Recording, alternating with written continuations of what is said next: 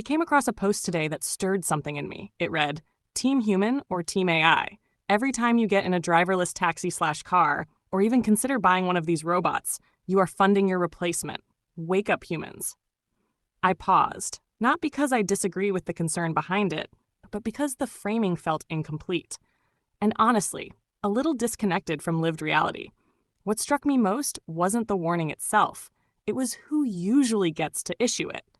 When people with financial freedom, passive income, assistance, and security say, you're funding your own replacement, it lands differently than it does for someone working minimum wage, juggling rent, food, healthcare, and exhaustion. For many people, work isn't identity or purpose, it's survival. So let's slow this conversation down and actually look at what's happening, without fear, without moral scolding, and without pretending the system we're in is sacred. Automation isn't the villain. Unsafe systems are. Let's start with something very real and very human.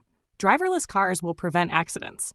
Most car crashes aren't caused by malice. They're caused by fatigue, stress, distraction, long hours, economic pressure, and burnout. People driving when they're exhausted because they have to. People pushing through because rent is due.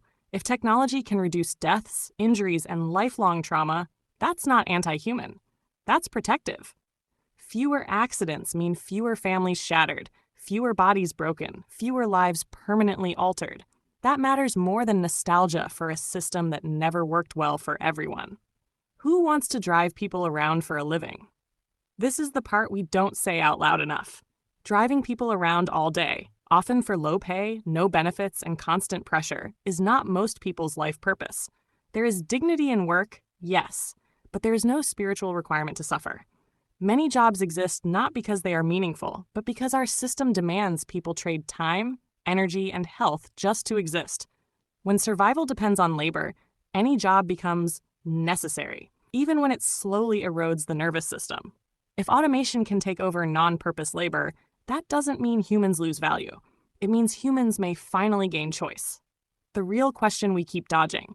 The problem isn't AI replacing humans. The real question is, who benefits from the time, safety, and wealth that automation creates?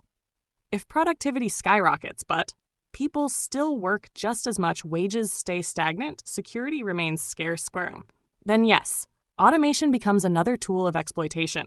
But that's not an AI problem. That's a distribution and ethics problem. AI paired with unchecked capitalism will widen inequality.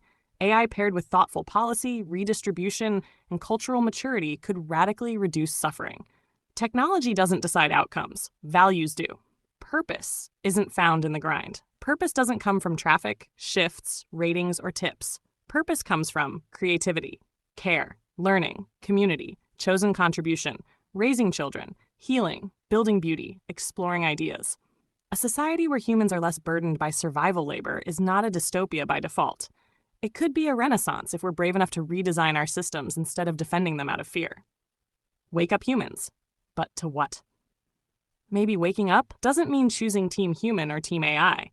Maybe it means refusing false binaries altogether. Maybe it means asking better questions. Why does survival still require so much suffering? Why is human worth still tied to productivity?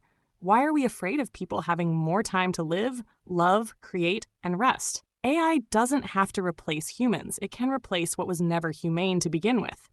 And the future doesn't belong to fear, nostalgia, or moral superiority. It belongs to those willing to imagine systems where technology serves life, not the other way around. That's the conversation worth waking up to. If this resonated with you, please like and subscribe for more conversations like this.